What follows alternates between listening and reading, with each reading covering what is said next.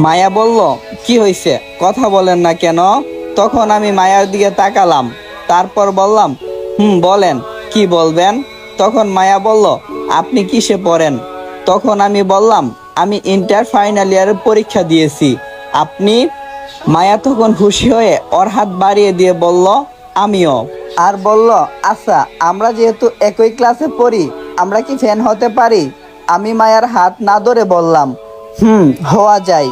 হঠাৎ করে মায়া আমার হাত ধরে তারপর বলল, যেহেতু ফ্রেন্ড হয়েছ, তাহলে এখন থেকে তুমি করে বলি।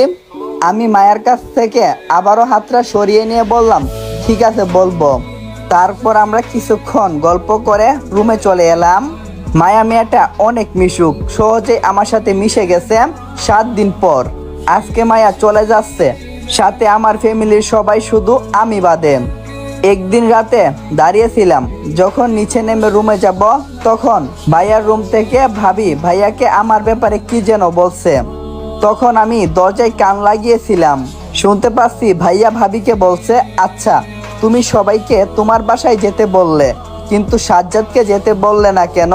তখন ভাবি ভাইয়াকে বলল, দেখো, তোমার ভাইকে আমি দুচ্ছকে দেখতে পারি না, তার চেয়েও বড় কথা, তোমার ভাইকে আমার ভালো লাগে না, যার জন্য ওকে আমি যেতে বলিনি। তখন ভাইয়া কিছুটা রাগ করলো আর বলল, কি কারণে ভালো লাগে না সেটা তুমি একটু বলবে? তখন ভাবিও রাগী কণ্ঠে ভাইয়াকে বলে উঠলো, সেটা বলতে পারবো না, বলছি তোমার ভাইকে আমার ভালো লাগে না মানে লাগে না, বেশ, এটা নিয়ে আর কোনো কথা আমি শুনতে চাই না। ভাবির এমন কথা শুনে ভাইয়া কিছু বলল না। ভাবির কথাগুলো শুনে আমার পায়ের নিচের মাটি যেন সরে যাওয়ার মতো।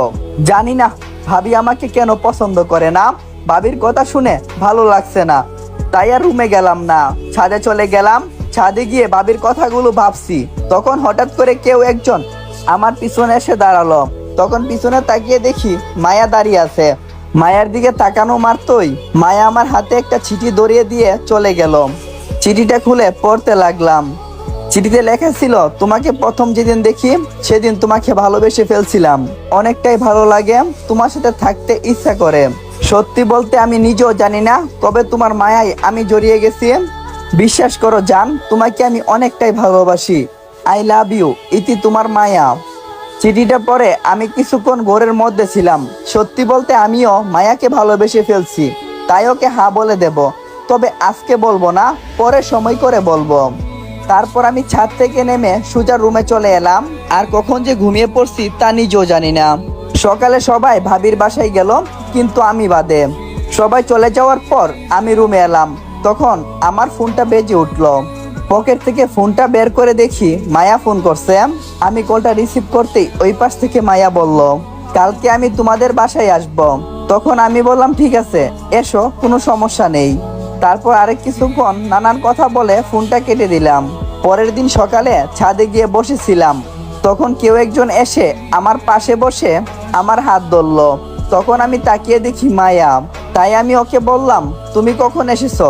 তখন মায়া বলল, এইমাত্র এসেছি, এসে তোমাকে খোঁজাখুঁজি শুরু করে দিয়েছি, অনেকক্ষণ খোঁজার পর ছাদে পেলাম। আমি বললাম, আমি বেশিরভাগ সময় ছাদের উপরেই বসে থাকি, তাই আমাকে ছাদেই বেশি পাবে।